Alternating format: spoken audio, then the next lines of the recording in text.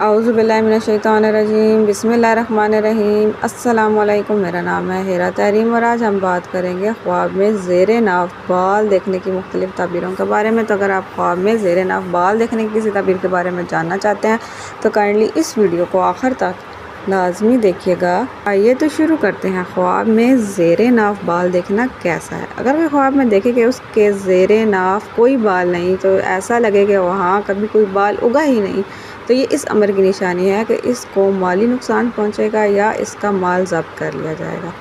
بعض اہل تعبیر کہتے ہیں کہ خواب میں زیر ناف بال کم دیکھنا اس امر کی علامت ہے کہ خواب دیدہ سنت نبی پر عمل کرتا ہے۔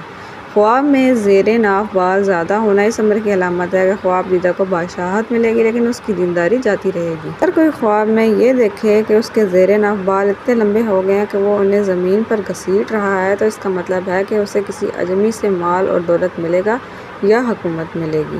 خواب میں زیر ناف بالوں، مونچھوں، بغل کے بالوں یا ناخنوں کا نکلنا قرضداری اور پریشانی کی بھی علامت ہے، اور خواب میں اس کا مڑنا اور کاٹنا پیشانی کو دور کرنے، قرضہ ادا کرنے اور شریعت کے اتباع کرنے کی بھی علامت ہے۔ اگر آپ خواب میں زیر ناف بال کے متعلق کسی اور تعبیر کے بارے میں جاننا چاہتے ہیں تو کائنڈلی ہمیں کمنٹ سیکشن میں لازمی بتا دیجیے گا۔ اللہ حافظ۔